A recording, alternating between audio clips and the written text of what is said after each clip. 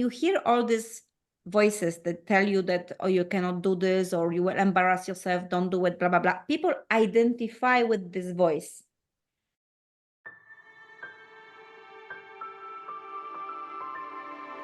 Hello and welcome to another episode of Exploring You, our podcast to get you through the personal development jungle and all things mental health. I'm Darren Segerberg. I'm from Mindcore CIC and Elysium NLP, and my co-host is Alexandra Katze, nature coach and forest bathing guide.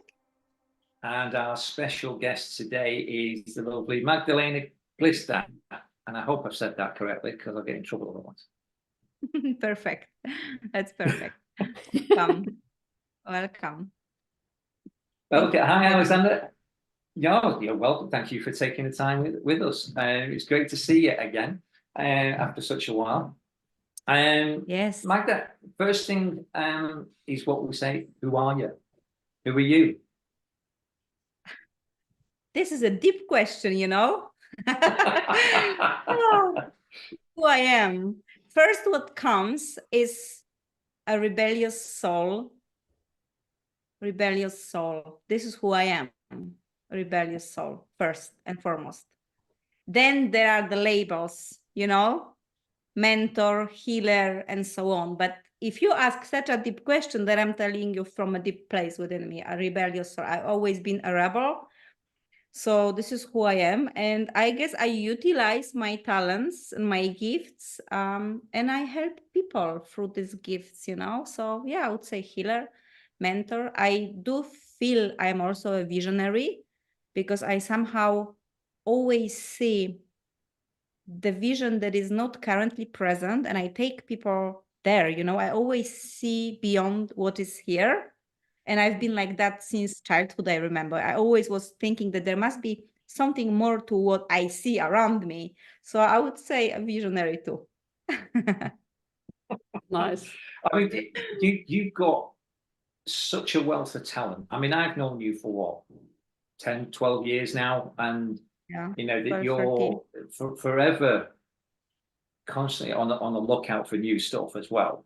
And I've known you, well, you did some Reiki on me, which I still find I'm still stuck on that sofa with strapped down and everything. So, you know, it's been a great thing to get to know you personally. So what's your background? You know, where did you start all this from?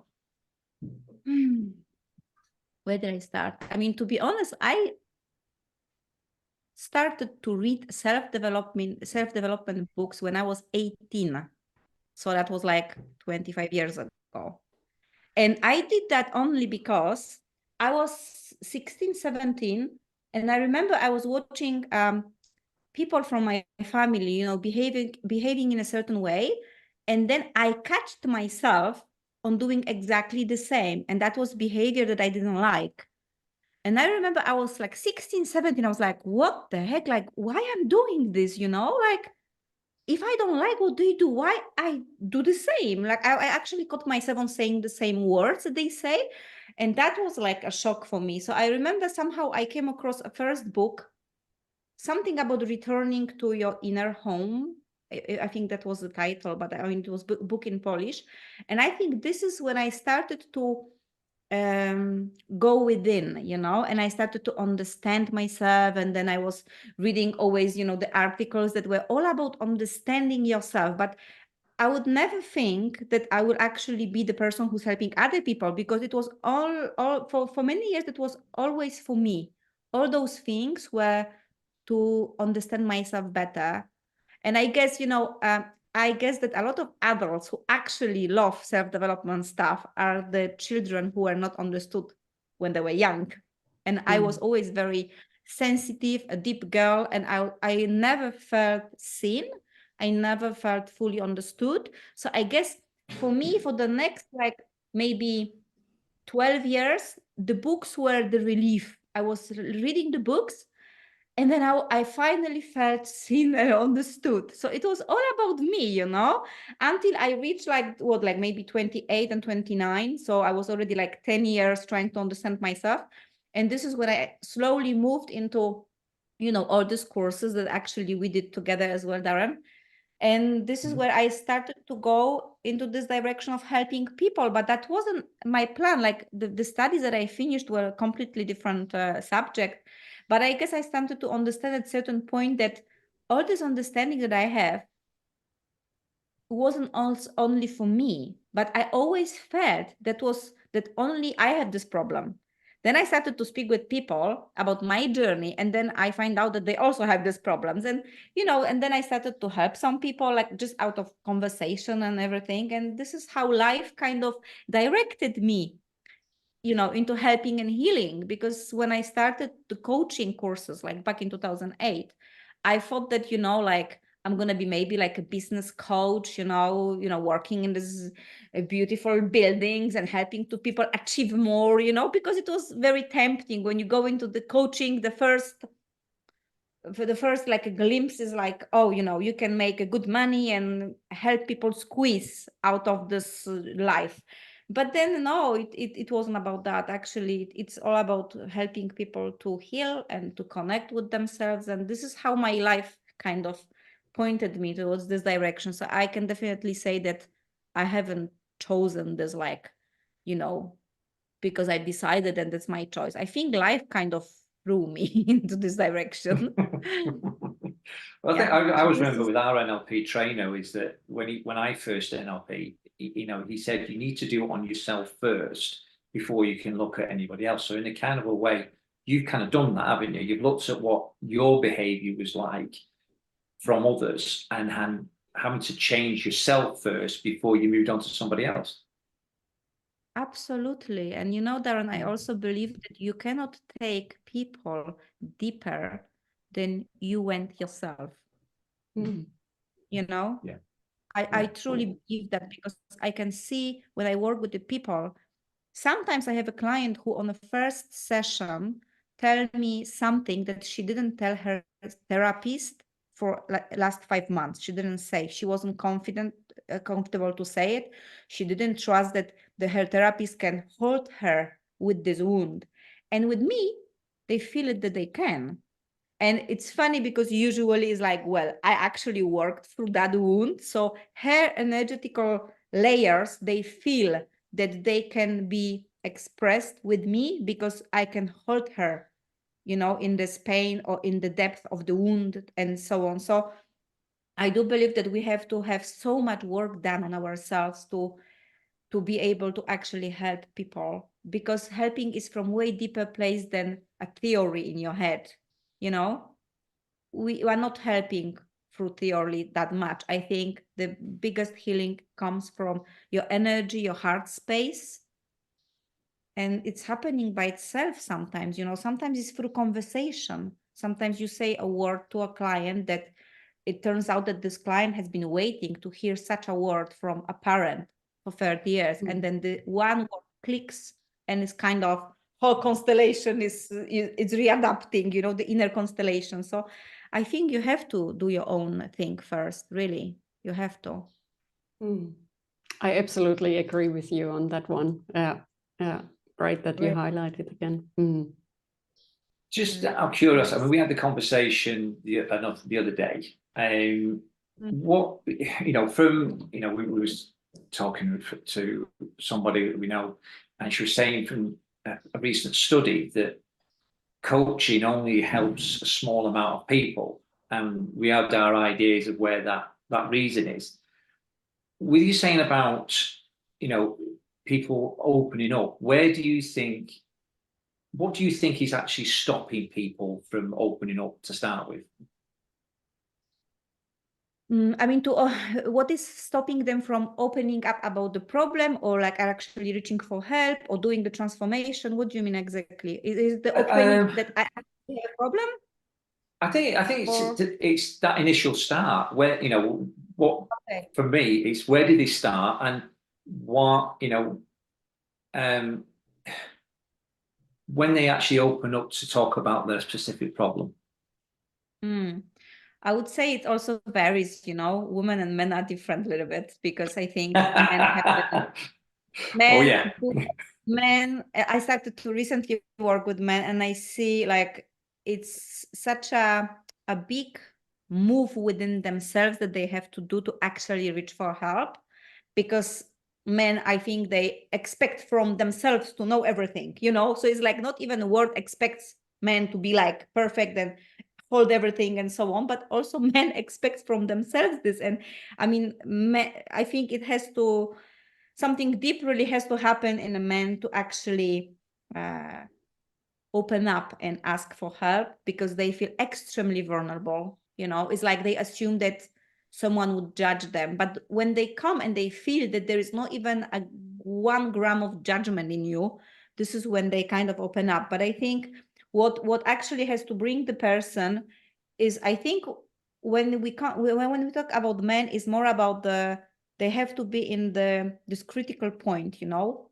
where the wife left, or you know, something drastic happened, and they know that, like, oh, you know, while with the women are more like they do it earlier. They do this work earlier. They see that the problems are maybe slowly emerging, and you know, they are more willing to search, to Google stuff, to watch this stuff, you know, because they feel understood through this, like, videos and through all this information that is online. So I think women, for women is easier, although it's also depend on what type of topic we discuss. Because when I started to work in Poland with the, you know, with all these teachings about the feminine energy and stuff, then a lot of women was so much triggered that they actually didn't like me first, because they were triggered by the stuff I was saying. But only after digesting the content and reflecting after 5 months or 10 months, they felt, okay, she was, I think, right. You know, there is something definitely off with my energy, but I was denying the problem. So now I'm ready to actually come and do something about it. But very often is also when the marriage broke, the husband cheated, or things, you know, the drastic things change, then they are willing to reach for help and also pay for help, you know, because, you know, money is actually energy. So they are ready to move this energy somewhere into the potential solution. So I think, yeah, it's I hope that kind of reflects, you know. Yeah. I also feel when the suffering is too much, that's when people reach out. And it was the same for me. Like when I was rock bottom, then I realized, okay, I can't keep going on like this. Like something needs to change. Yeah. Exactly. It's the tipping point. This is where before that, we don't see the problem, or we are talking ourselves out of it. Oh, there is this wishful thinking. No, everything will be fine. You know, like we kind of trust universe. I would say we overuse the trust, because trusting universe is great, but I mean, putting the responsibility for our life on the universe, that's not actually being an adult, this is being a child, really, you know. So I think it's like we have this wishful thinking, and then it's like, oh no, the universe didn't actually sort out the problem, you know, maybe I have to do something about it. Yeah, I've got to make an effort now. It's actually down to me. Yeah. I mean, we was having this conversation. We said that, you know, there's two elements. You know, in just my opinion, and I think you agreed, is that the two elements that we have for people not going to get coaching or not allowing it to work even is, one, that coaching is, you know, it's not a cheap thing. You know, if you want to get yourself better, you do have to pay for something. Alexandra, you always use the analogy of fixing your car. You know, yeah, it's a necessity. You know, it's a necessity commodity, but isn't your life? You know, a friend of mine said this to me yesterday. He said, well, you know, your car's needed. I went, well, isn't your life needed? You know, isn't your purpose needed? You know, you'll go out and spend 500, 600 pounds on your car, but you won't spend a couple of £100 on just getting yourself in a better frame of mind to be more better going forward. And the other thing is that with coaching, it's down to you to make the effort, and people want a magic pill to fix them. They want you to fix them. They want you to tell them what you have to do. And to some extent, they want you to do it as well, don't they? They want you to do everything, and then I'm fine. Oh, yes. And I mean, you know, sometimes people can be so persuading, I mean, the clients, they can try to play tricks with you, showing how much they want to change, you know, but then nothing works. Nothing works. And I'm like, okay, I've done that already. Like I've had experience working with such a client. I can recognize them from far away. It's like, I want so much to change. I'm in so much pain. And then you actually, because, you know, when you also work with the energy, you see way more and you feel way more than they tell you, you know? So then you actually see that some people are so close with their wound, with their pain, that they actually like to moan, but they are not ready to release the pain, release the struggle. Because also, you know, our subconscious mind always guides us to what is familiar and what we are safe with. So very often, if someone was, let's say, many years suffering from rejection and emotional pain, and they tell you that they want to change, but you see that they don't want to change. So what happens is often they subconscious and they themselves are protecting themselves from the unknown, which is pattern release. Because if they are not remembering how it was to be loved, but because for most of their life they feel not loved, then obviously being loved is frightening. So they will also sabotage themselves, you know, from healing, because they don't, subconsciously they think like, oh no, like I don't know how it is to be healed, how it is to be loved. I'm afraid of this. I don't know this stuff. I better stick to what I know, you know.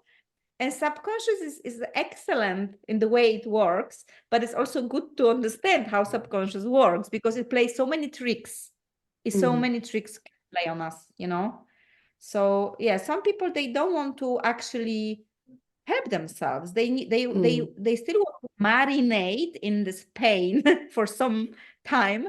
I always call this is like a being a masochist. Masochist does the pain to themselves, or masochist, yeah. So they are like masochists sometimes, you know, like, yes, it can be even more painful, like even more painful. And then when you cannot actually like bear anymore, then maybe you are close to a breakthrough. Maybe you are close to breakthrough. But sometimes people go into this like this stuckness, and they actually marinate there. And I can say this from experience, because I catch myself so often on this BS from my subconscious. Like I catch myself like I'm trying to play a victim. We all do this, no matter how conscious we are and how aware we are. Our ego is gonna be with us till the end. So I catch myself sometimes on playing the victim, and I'm like, oh, Magdalena, you know, like, okay, let's work with this, because it's our human tendency, I think, to kind of be victim, to show the finger on everyone else, and you know, and we have to be really like call ourselves on every single situation, you know, when we do this. This is how we gain back our power, actually, no? Otherwise we are powerless, because we are in a victim mode. I think it's interesting that you say, even if you are conscious, you fall into the trap. So, and that's what I want to highlight as well. You need the awareness first that you subconsciously sabotage yourself. So I'm just wondering, how do you, or what techniques do you use to help people really tap into this subconscious patterns? You know what? I think I'm actually good in digging. I'm Scorpio. I love depth. You know, for me, like, I've got 5 planets in Scorpio. I mean, for me, depth is the meat. You know, I like this meat that is very deeply hidden. So I do have this skill that, for me, I can speak with someone and I feel the root cause. But sometimes how I help people, so they build this awareness, is like, first you have to start actually observing your thoughts. And I think for many clients is very helpful when they use this metaphor of like, you know, when you hear all these voices that tell you that, oh, you cannot do this, or you will embarrass yourself, don't do it, blah, blah, blah. People identify with this voice. And I think what we have to do is dissociate with this voice. So there is a space for awareness. And I think when we are like, I remember when I was coming out of my depression, I was so merged with this voice that I didn't feel that there was no space. I was it. I was this negative belief. I was it. So when you start dissociating yourself, and sometimes I tell the client, like, imagine that there is like a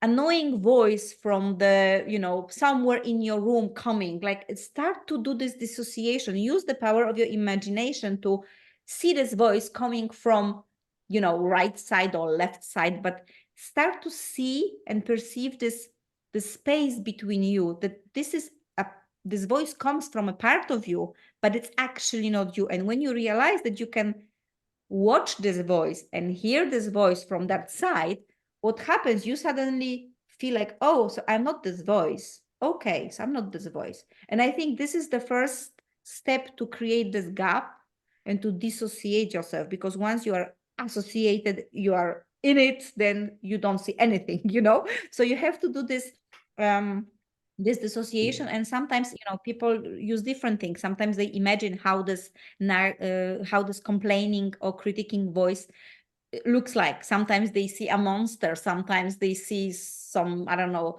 a character from a movie, or sometimes they just see like some figure, or sometimes they see it on the wall, that there is this nagging voice coming at them. And that is already a success, I think, because this is where the dissociation starts to happen.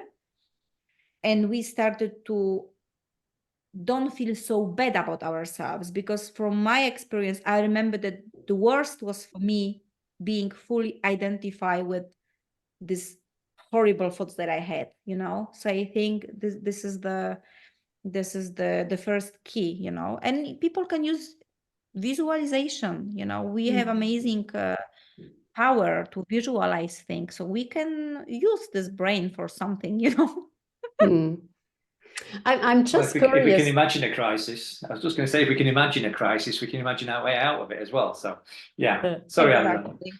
No, I'm just curious to see or to understand if you also help your clients to understand where this voice is coming from, or who this voice is representing in the outer world. Oh, absolutely. I think this is important to understand, because I would say, like, on the first layer, years ago when I started, very often it would be about, okay, these are the voices of the parents, or voices of whatever, that you heard that you are a bad boy, you are a bad girl, and whatever. So all this shame that was coming from other people. But what I learned after years of deepening this work, and like within myself and with my clients, I found that it's not even the voice of other people, but it's our own voice towards ourselves. It's like the split happens in us, because we were rejected so many times.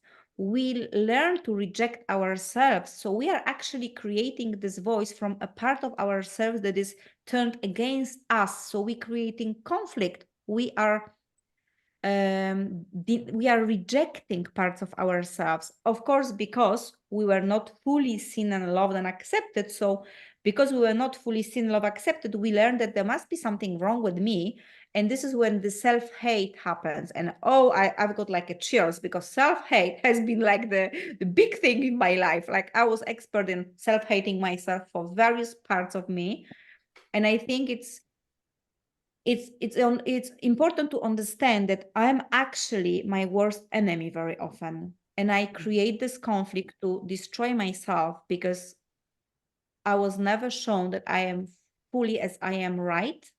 I can be loved as I am. So I started to cut pieces of myself, because they are wrong, they are bad, they are not lovable, So I think in all this work is so important to realize that, because only then you can actually start claiming back those pieces of yourself that you rejected, minimize all the self-hate stuff, and then slowly, year by year, you are regaining access to the parts of you that are deeply hidden and rejected by yourself. And this is where you become yourself, and then you can start loving who you are, and then people love you for who you are. But you have to have yourself fully first, you know, with all these parts retrieved. I think in shamanism is called a soul retrieval or something like that. But when I work with people, like sometimes I said that this is very much like soul retrieval, because it's actually retrieving this hidden, rejected parts of yourself, and then you becoming like more colorful bird, you know, because we are all so different. But most people is so similar to each other, because they are denying these aspects of themselves which make them colorful and standing out. So I think we are experts we are experts in actually making ourselves fit, and, you know, only showing this side that is like accepted by society and whatever. And there is so much beauty and richness that is in us that we should actually bring it to the front, you know. But of course, all this healing has to happen, like, you know, understanding the self-hate, the negative self-talk, stopping this, reconnecting with this hidden parts. And then natural side, I mean, the effect of this work is that you becoming a fully integrated being with all your parts, you know, that are embraced. Yeah, so it's important to understand where this comes from, definitely. I also feel it's I important can listen that to you talking all day. I'm just sitting back here and listening. I'm just I heard that my voice is hypnotizing. I actually had some funny stories to share. I had a Polish client who was listening to a guided visualization in Polish, you know, on her like on some equipment at home, and she had a English-speaking partner who did not understand anything that I said, but he was listening to sleep my voice in Polish because for hours. And I was like, how funny this is, because maybe I could actually speak about accounting or something, and, you know, and that works on people, put them to sleep. just listen to you. Just sit back and listen and relax. That's great. I have to utilize my voice better then. I've got to remember. Alexander keeps telling me, remember time. I'm like, yeah, I'll just carry on. I'm just listening. But talking of time, I think it's important for people to understand you can't get fixed straight away. You know, you've grown these habits for so many years. You go to a coach and you think, bang, it's going to fix me straight away. But it takes that work for you to do over a period. And like you just said there, it could take a year, it could take 2 years, it could take 5 years. But it's allowing, firstly, it's accepting you've got that issue. Then it's allowing yourself to be able to change over the time and knowing it will take a progress. You know, you've built those habits up for 15, 20, 30, 40, 50 years. It's not going to go overnight. Absolutely. Absolutely. And I think, you know, what is the most important is that we have to stop being like this demanding parent towards ourselves, because this is what happens in healing. I think after years, I can see this approach to healing that people have, this linear, you know, it's like, I'm going to climb quickly, I'm going to solve this, and then I'm going to solve this quickly, like, you know, quickly.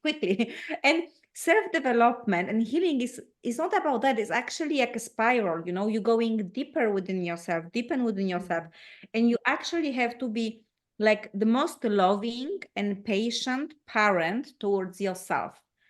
And maybe that will be awkward because you never had loving and patient parent, you know, so then you learn to actually be demanding from yourself. But we have to approach the healing and approach always ourselves from this perspective of compassion and understanding. And also when you start to see that many of your things that you want to fix, you know, this bad habits, whatever, they always have intention of serving you somehow. So I would say many people want to fix the stuff and get rid of the stuff. And that's why it's hard for them to actually get rid of the stuff. You know, you have to approach all your wounds, all your patterns, or your ways of behaving, which are not let's say not nice or not desired. You have to approach it with love and understanding, because they've been serving you for years. They've been serving you actually for years. And then you have to, with love and patience, approach yourself. Okay, I'm going to be changing. I'm going to be releasing certain patterns that they no longer serve me. And I'm going to be inviting new qualities to my life, to the way I operate. But I have to do this patiently, because the subconscious and the parts that we work with, they do not like the stick. They do prefer carrot, I would say, not stick. It doesn't work. If you this stuff would stick, it's gonna come back after 2 months even stronger. This is what I learned through so many years as well. So I think you cannot, as you said, Darren, you cannot expect that you had certain behavior for 30 years and then, you know, something magically happened. Although I do have I did have many sessions like that with the clients, that one session helped them to absolutely transform, that I was even shocked. But I never say that this is because I did this amazing magic, whatever trick. No, they also worked on themselves prior to that. Even if that was reading, even if that was journaling, they were preparing the ground, you know, they were preparing the soil for the new. So sometimes the meeting with the healer is just like a cherry on the top, but it is because they were actually looking at the pattern, questioning the pattern. So they were kind of like making the pattern loose a little bit, you know, and then you meet with the healer or the mentor or whatever, and then you can address certain things. And sometimes even through conversation, the things click and you are like, oh, wow, you know, and you actually can release the pattern. But yes, some patterns, they take time, but some patterns can actually be like transform, you know, in a one day. Like I've, even with myself, I also many times when I do self-healing, I've released so much stuff that was like this nagging, horrible thing that I couldn't get rid of. But then when you embrace it with love, with the patience, you just do your thing, questioning the pattern, then one day comes and you sit with the problem, you do some healing technique or modality, and it actually goes because it was time and I was ready to release it, you know? So, you know, it also depends of like if people actually do some work prior to, let's say, working with the coach or healer, or they're like, no, you fix me now. I pay you, you do everything, you know? But that's not gonna work. It's not gonna work. I think you mentioned something really important, that you can't get rid of a part. And I so agree with you. And I also, in my own journey, I realized the more I wanted to get rid of something, the more I had to look at it, to embrace it and approach it with love, compassion.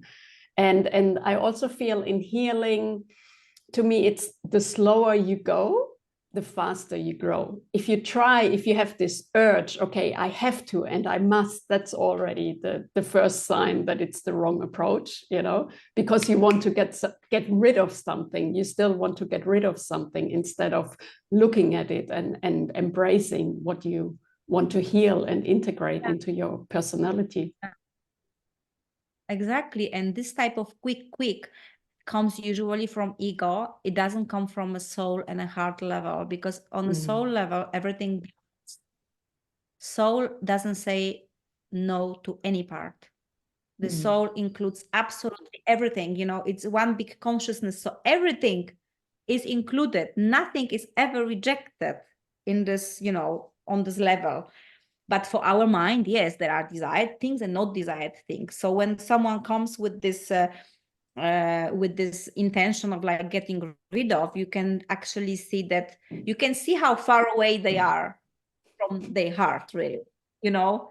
I think there was this word, the sentence, I think Nelson Mandela said this, or I'm not sure, I think it was him, that the longest journey is from the mind to the heart, the longest drive, the longest journey, or something like that. And I think this is definitely the longest journey, because it takes you years, like years. Step down from the head and this rational, logical mind to actually the heart. Yeah. But I also think it's the conditioning of the society we are living in. You know, everything needs to be fast, and you have to do things quick. And even if you have a burnout, okay, you go and see a coach for 4 months, and then let's look, okay, how can we integrate you back into work? You know, instead of giving space and time to properly heal. Like you are just focusing, okay, 4 months, and then you need to be fully functioning again and back at work. This is so I think important.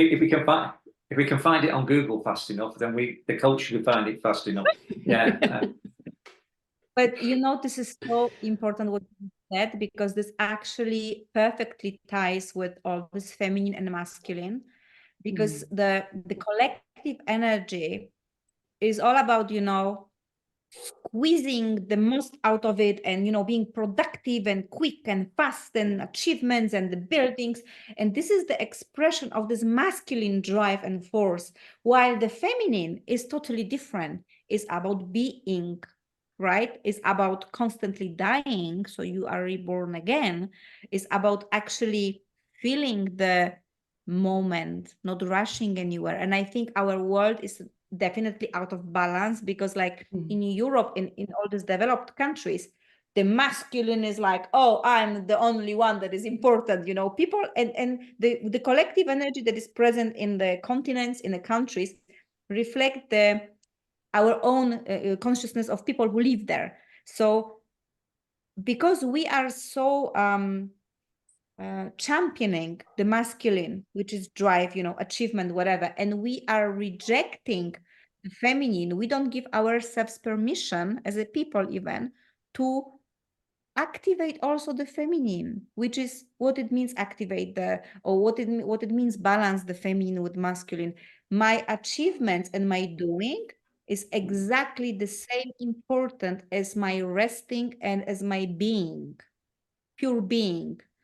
If those two things are equally important, then we have these forces somehow in balance. But nowadays people don't, because people are either stuck in, you know, and judged for being lazy because they kind of are or relaxed and they have no achievements, they just go with the flow. And then you have the other people who are so, you know, crazy driven and burnout. So I think our society now is basically in this huge lack of balance. You know, we are not actually allowing ourselves for the for being in the moment. I mean, being, like when I sometimes work with the clients on this topic, being is the most scary thing. People are afraid of being, like it was dying, at least, you know, because what's gonna happen? The world will collapse if you decide that you're gonna be just in pure being this afternoon, you know. And I know it's I mean, for me it's easy to say this now, but I remember when I was coming out of my which I think was workaholism, definitely.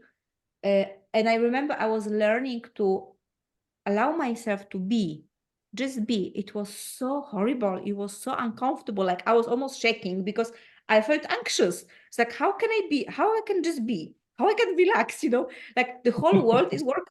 Like whole world is doing everything fast, and I actually felt so bad. But I was breathing through it, and I was, you know, focusing on here and now, and I was talking myself out of this fear and this judgment of myself that, oh, how dare you not to do anything for half day? Like people are at work, you know, and they kind of do a lot, and you didn't achieve anything today. So I think I had to actually mentor myself through this process. And as you were saying about this productivity, I think this is where people don't allow themselves just being and taking time, because no one around allows themselves to. You know, if someone from your environment would do this, and then another person, then that would spread. And people would be, oh, no, I can actually, you know, let go this ambition a little bit for now, or I can relax. But I think because no one is doing it and everyone is just watching what everyone is doing, this is how we all are the victims of this like conditioning that is in our society, you know. I think it's all about the balance. Yeah. Do you define the feminine also more about listening to your intuition, to your body, and not Yeah. just doing things with your mind? Yeah, I mean, I will use maybe many shortcuts to explain this, but I always say that, like, to clearly understand, masculine is the head, is the rational mind, is the logical, right? The body, the feminine is the body, is to have a contact with your emotions, with this intuitive side, is the flow, is the slow, is the, you know, like sometimes I was just speaking with a friend about this. Sometimes I use this metaphor. When you drink coffee that is like, how do you call it, dark roast, like strong and intense, you have this, like, you know, like this linear movements, like, yes, you have energy. And then you have you can drink coffee which is like a medium or light roast. And I found that these coffees are, they have such a wide bouquet, you know, like so many flavors, that when I drink this type of coffee, I always have a feeling like the time stretches, like not like linear, but like I'm actually in time, like my moment stretches, like I am embracing the now. And you know that also, you remember, Darren, from NLP, like how you have a timeline set, right? Yeah. So I think this is how the feminine and masculine is. Masculine is logical mind, is not having, you know, contact with emotions. It's like kind of dissociation, yeah, I would say, even, or logically looking at emotions. The feminine side is actually being with the emotions, feeling them, this inner inquiry, how I feel, what do I need, you know. And I think it's in men and in women, so everyone has the access to these energies, and none of the energies is better or worse. They both are equally important as the right leg and the left leg, I would say. You know, so we can fully stand firmly on the earth and function, we need to have both legs. So it's the same like the feminine and masculine. And I think there is a rise of the feminine energy in the world, because I'm sure that you notice that. But I think I would also say slowly men are also opening up to the feminine side, which is, I think, the most amazing thing, because they needed to, because they were not even allowed to, you know, think that they have feminine energy. And I think this is amazing that they also opening up to connect with the emotional side, with this intuitive side, and with the body as well, because the body stores everything, no? And also the consciousness is the masculine, but the subconscious is actually feminine. Is the depth, is the secret, is the mystery, is the unknown, you know, and this is what also people are very often afraid, no? Because there is so much stuff in our subconscious. So it's better to operate from the logical mind, rational mind. But this is not the answer, I think. It's all about the balance. In Lost in your voice again.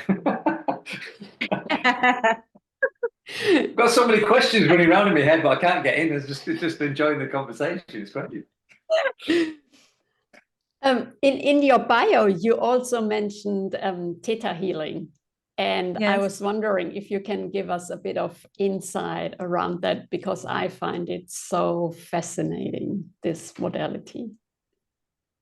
Yes, you know what, I train in this Theta, and sometimes I work with myself, like using different techniques. I don't think that Theta is like one of my favorite ones, but it is helpful sometimes. And I think for me, Theta is more about accessing the I would say leaving behind the human self, the wounded self, and accessing with your inner attention and your energy this godlike state, the creator-like state.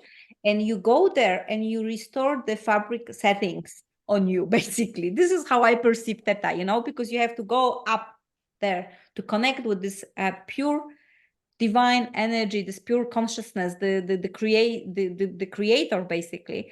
And from that place, you restore the settings, or you fix the areas which in this human self here on earth are not working. So it's actually it's a nice metaphor. but I think there's many different modalities. And also what I would say is that we don't necessarily have to go that far to heal. Sometimes, you know, our subconscious, because our subconscious has all the keys, the healing is possible. We just have to be so present, you know, start the process, be so present with the belief or with the problem that we have. And if we become very present observer of this, what happens, I've noticed many times that subconscious starts to heal the problem. So how it looks, let's say we are working with a certain problem with the client and they see the image like that, right? They see parents, they see some situation. And if you allow yourself to feel all your emotions and you are fully present to the image you're seeing and the emotions you are feeling, you start to see like subconscious is moving the things. They are changing. I'm sure that you've experienced this many times, that suddenly the colors change, something happened. Where this comes from, you know, it's coming from you. It's coming all from your, these healing abilities you have, but you just have to drop into your heart and pure presence. So I do prefer this method rather than like going up somewhere, although sometimes I use it, but I would say maybe just like a few times, and I don't do it with the clients that much. I'm more fascinated by the client's ability and the key that are in them, because you know what I also noticed, that sometimes with the different techniques we can try to do too much to the client or like too much healing, while if you're working with their ability to heal something, it's going to be perfect dose for them. It's going to be perfectly as they need for today. Not maybe what is the ultimate healing, because maybe they will have to approach this session and this topic again. But what I found is interesting, that if you only rely on their healing and you hold them space and the abilities that are in them, they will get perfect closure for now, or perfect healing, or perfect release, as is really for the highest good for them for today. While sometimes with these methods, you know, I think you can slightly override. Like I like NLP as well, and I've been using for first few years, but sometimes I think you can slightly override of what the client is actually ready. And if it's a bit too much for them, then what they're gonna do, they're gonna regress back to old topic or the old thing, because that was too much. So that was too broad change, too wild change, too big change. You know what I mean? So this is also what I've noticed after like years of working with people. Of course, I didn't know this, you know, first few years. So you're learning the techniques and you work with the techniques, but sometimes I did a lot of things with myself on Theta and they didn't work. And only after a few months, I realized that I wasn't actually even ready. What I did through the script, you know, I needed to do it in my own pace, where the healer was in me. You know what I mean? But I do recommend, I think it's great. I only did this first stage because I think there are like few courses and few stages. And now I think I just rely more on like intuitive guidance that happens in a healing session. And how did you strengthen your intuition? Like, how did that, or was that always there, or did you have to do work to tap more into your intuition? How was that for you? I started to give myself to life. So I started many years ago when I was working in an office in London, in Shoreditch, you know, and I ended up there because, you know, you think what is the best for your career and whatever and so on. And then I started to feel drained. Like I could feel that emotionally, I actually don't feel anything, you know, although there were amazing prospects for work and success and whatever. And I was actually like slowly climbing the ladder there. And then one day I decided that I have to do something like, and this is the moment when I started to listen to my intuition. I actually left the work in the city, amazing in the office, whatever, elegant, and, working with all those lawyers and whatever people they were. And then suddenly, you know what I did? I went into caring job. I was a carer, a full-time carer for like 90 years old woman. So many people were like, are you like mad? They were asking me on my living party, so where do you go to work? And I was like, well, I'm going to be a living carer. People could not believe. But that was actually the first strong urge from the intuition. So when people ask me, what do you do to straighten your intuition? It's like there is no technique, no visualization, no exercise. You actually have to start trusting in small steps. That was a big step that I did. I moved to another country, I lived in France, and I was living in this beautiful small villa with this lady, with this madame, which wouldn't ever happen if I didn't trust my intuition. Then I moved to another country. I started to go for intuitive walks, like when you have a area where you're normally taking a dog for a walk, or you're walking yourself, then I started to do something totally opposite. Go into the direction that I don't know and allow my body to guide me. So that were like intuitive walks, or like doing many decisions out of intuition, expansion, rather than my mind.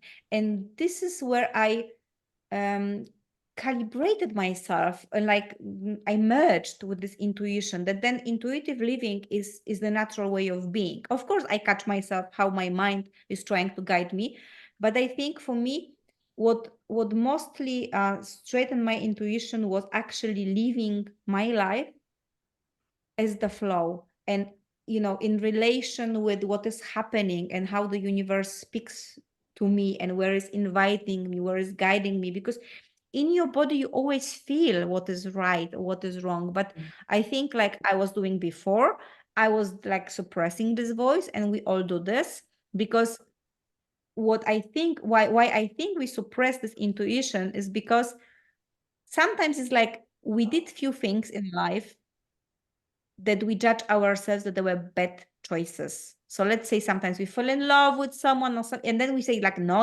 I cannot trust these feelings. I cannot trust this intuition, because in the end it wasn't good. And this is how we also, I think, lose trust in our emotions, in our feelings, in our intuition. But we don't see this very often, that thanks to those things we actually grew. And I think intuition doesn't, I think this is the deal breaker for intuition. Intuition doesn't guide us to the best solutions. No, intuition is not interested in that. Intuition always guides us to the most right things for us, which give us the biggest lesson and growth. And if people change the perspective and they start to see intuition, living in intuitive way as a journey of growing as a human, not like, yes, I make sure I give you the best husband, I give you the best work. No, intuition doesn't give you those best things that your mind wants. Never. Intuition is not interested in that. Intuition is interested in the growth of your soul. So it's going to give you a horrible boyfriend, just so you realize you have so many wounds that you have to actually heal it, So it's changing. I think this is changing the perspective on this intuition, because the intuition does not give you the tick, tick, tick, tick, tick. No, not at least the ticks for the mind. It gives you ticks for the soul. It wants to experience, certain things here on earth. This is what the intuition is interested in. Growth of your soul, that when you die, you don't die. Oh, you did all the things and, all the tick, tick, tick. But no, you actually lived your life like that was enriching, that made you feel everything deeply. I think this is the whole journey. And I don't think we are trusting this voice enough, because we are control freaks very often. We want to have everything under control and make sure that, it's the best, it's the best, it's the best. It's not the best. Also, I feel when you follow your intuition, don't actually not wanting to know the answer. Was this the right choice? you know, just let it go. Just feel into your body, and if you feel this is the right choice, then go with it, and not start questioning, oh, was it right, was it wrong? Yeah, like getting caught in the mind again. And I feel that's quite challenging sometimes as well. Yes, because I think, you know, we want to know the answer and we want to know what's going to happen next. So I remember I was overthinking a lot in the past, and what helped me was always when I caught myself on overthinking and asking myself, okay, what's going to happen with this person in 1 month time, you know? Then I started to say myself, like, to tell myself something like this. Okay, I will worry about this when I reach there. You know, so it's like, it's kind of a delaying so it's a calming the mind. It's not telling, oh, your mind is not important what you do, don't worry. No, because the mind will not allow you to ignore yourself like this. You have to play the trick on the mind and tell, okay, we're gonna worry about this maybe in 1 month, okay, or like in 2 weeks. And this is actually the technique that my first therapist taught me when I was coming out of my depression, that I was healing when I was like 20 years old. So that was over 20 years ago. I was struggling with negative thoughts so much about myself, you know. The more I was fighting with them, the stronger they were coming. And I was like, nothing's gonna help me, you know. It's like you one big negative thought. And she told me about this technique. She said, when these thoughts come, tell them like, I'm gonna sort you out later. I will speak with you later because now I'm busy. And then I'm like, are you serious? Now I have to talk with my thoughts. I thought she's crazy, you know. I thought that my head's gonna explode, like in general. And then she tells me, with your thoughts. I was like, I'm not doing that. But one day I tried, and I was actually shocked. You know, I found I had some thought, and I was like, you know, I'm busy now. I'm gonna speak with you later. We're gonna do this later. And then I did this once and a second time, and then I realized that, you know, I've got more space in my head.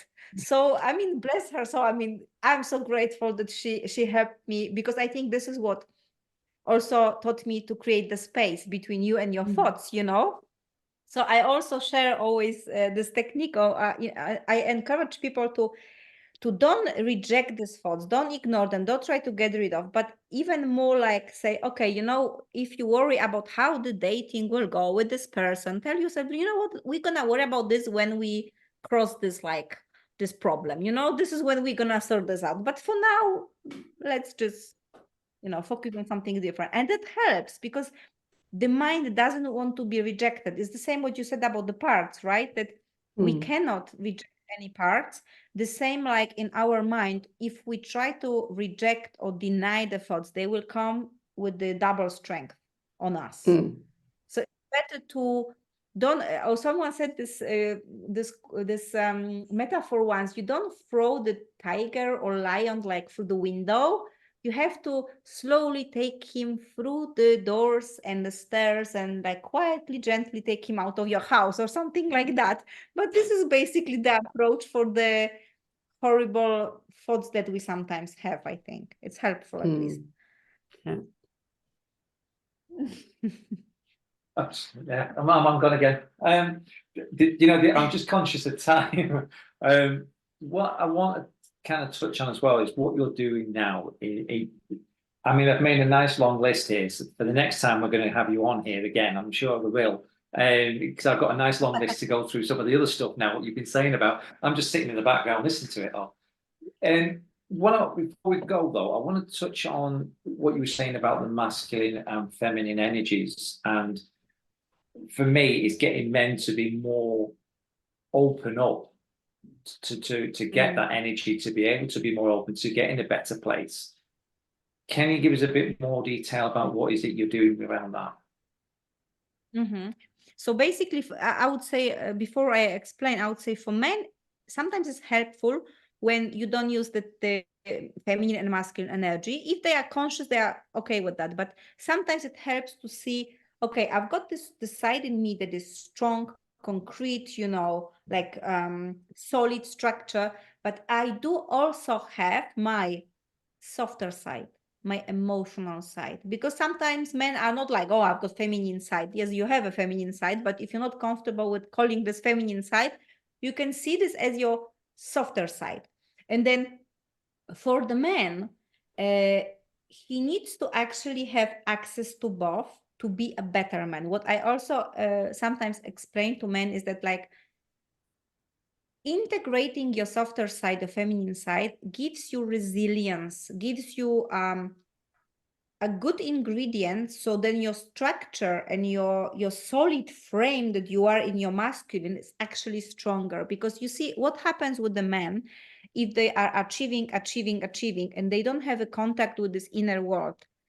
When the crisis comes, everything collapses, the identity collapses, because they have not established an identity that is their own inner identity. And this happens with the feminine work, with the emotional work. This is how the feminine represents your inner, the masculine represents your outer. You cannot go to the success and to the world out there if you're empty inside. You have to first build yourself inside, have the identity, know who you are, know your not even know, maybe get rid of your negative talk about yourself, because this is the biggest problem with men that I've noticed when I work. It's like they do have these huge successes, but they feel horrible inside. They feel like they are faking it, or they are not worthy of the success, because their feminine, their inner has not been, healed. So men has to do the inner, so then they can go out to the world and achieve their things and be more integrated. So what I do is also I work on the sessions. Usually I don't run the programs for men yet. I do run a lot of programs for women, because in fact, for the last 7-8 years, I've been running the online programs. But for men, maybe I will. For now, I only work like on a one-on-one. And I'm actually apparently very good at connecting men with their masculine energy, which is strange enough, but I do have a strong feminine in me, and I do have a strong masculine that makes me, I think, quite good person to work with men, because I understand and I relate to them through my subconscious masculine on a deeper level. And when we even do the work with men around their feminine, they notice that they become more masculine because this is the path from the inner to the outer, this is how it has to go. So this is what I do with men and how I work. Sounds like your rebellious side Yes. taking into that. I told you on the beginning, a rebellious soul, a rebellious. That's how you can tap into it so easily. So it's that rebellious soul. It was, from the conversation we were having the other day, it was just interesting how, to get men to be a little bit more open, and having that balance. And again, is that bravado, isn't it? That machoism that, it's using that word feminine. It's the language that we're using to ourselves, whether we call it one thing or we call it something else. It's the key thing is it's what's going to be better for us. We can change as many words we want, but it's about tapping into that energy and being able to change and balance ourselves in order to be better going forward. Absolutely. And this is a yin and yang. This is a day and night. You can see the day, the sun is the masculine. Yes, a lot of is happening during the day, right? We all work, we all do. And there is a night. The night represents the being. The night is usually the time when you feel the emotions you don't feel during the day, or evening at least, because in the night you sleep, right? But you see, so day and night, yin and yang, this is all the two sides of the one big force, and this is what we have in ourselves. So I think when men look at it like that more, it will help them to understand that, this is normal. This is not like some woo-woo crazy shamanic stuff or whatever. No, this is just how we operate. We have right side of the brain and the left side of the brain. They both are different. None of them is better. They both have some job to do. And I also said, because sometimes men have a problem with allowing the emotions and feeling the emotions.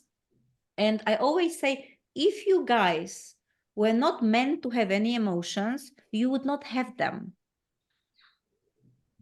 But your brain is, I mean, when I was reading a book about the how the brain of the woman and the man is built, they found that there is a huge rather difference between the how it's built in terms of emotional processing.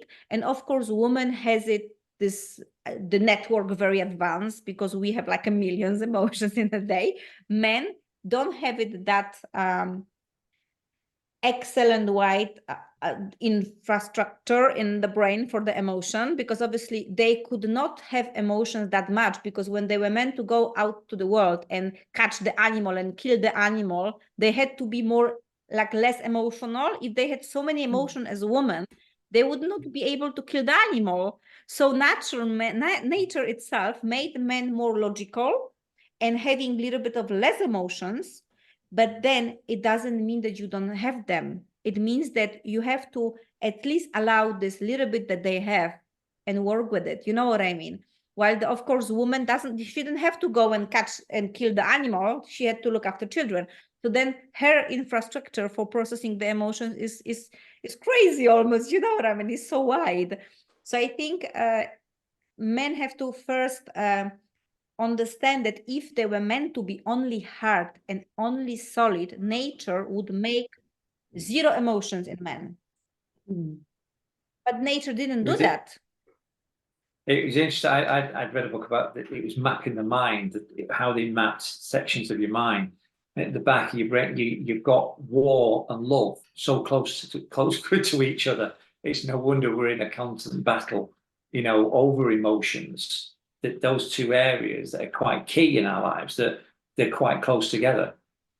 Yeah, and you know what is? I think for every man, very good will be this metaphor of, you know, like you have a yin and yang. You have a half white, half black. But there in the white side, there is a dot of black. And then in the black, there is a dot of light. So if you see the light part as the masculine and the dark side as the feminine has a drop of masculine, the light. And the man, which is light, you know, this white space on the side, he's got a drop of blackness, the feminine. So it means that, you know, for men, sometimes it's good to even use the proportion. Okay, so 80% I am masculine, but my 20 of me is feminine. You know what I mean? That also helps. And woman usually is like, if the woman is in balance and in her main essence, main energy, she will be like 80% in her feminine, and then let's say 20 in her masculine, because a woman doesn't only have to sit at home with children, she can also work and achieve things for herself. But the problem is that this is way out of balance, you know, because some women, they drive through life, they go through life mainly on the masculine, and this is when they burn out and so on. And I think for men, if they deny their feminine dot, they will have huge crises and they will not be able to stand up after such a crisis, you know. So it's good to work with this feminine and these emotions and the nervous system and processing certain things, because they make you more resilient to any crises that come later. If you're afraid of emotions and if you're afraid of facing your inner self, then the first crisis will kind of tear you in pieces and will break you in half.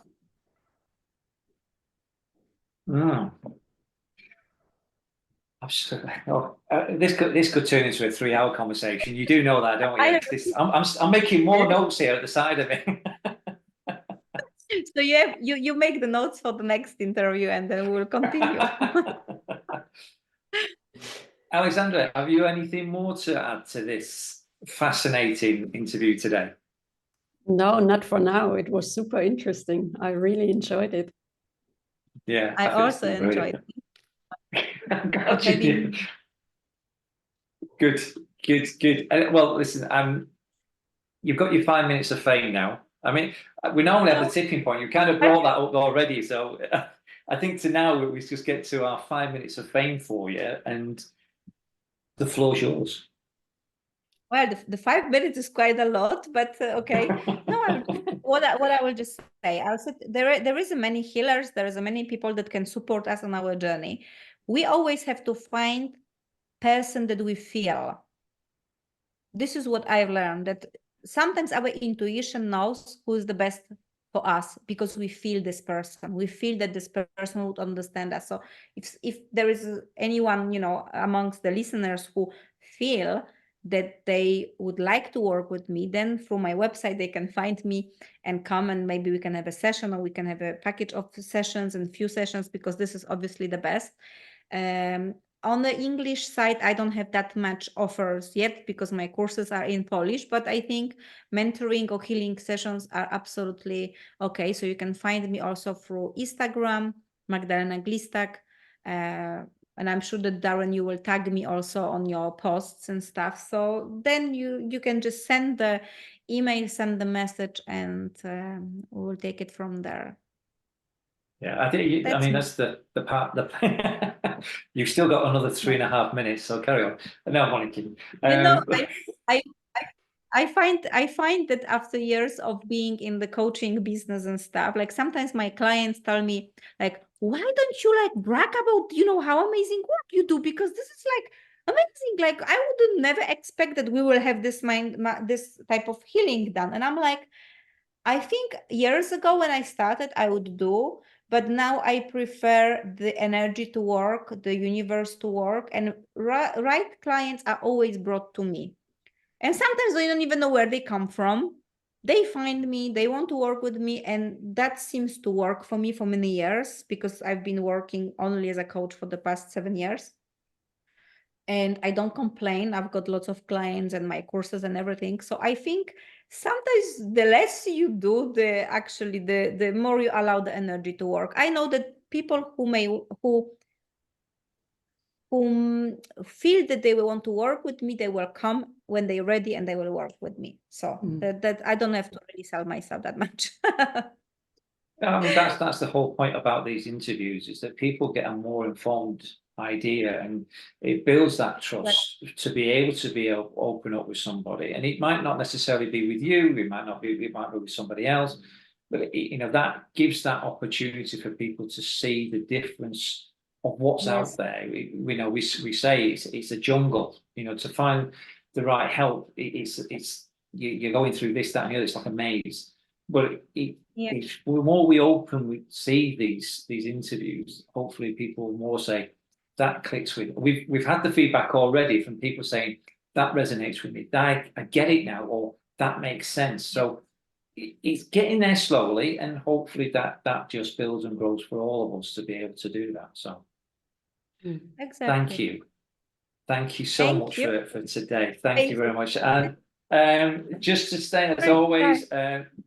Sorry, huh?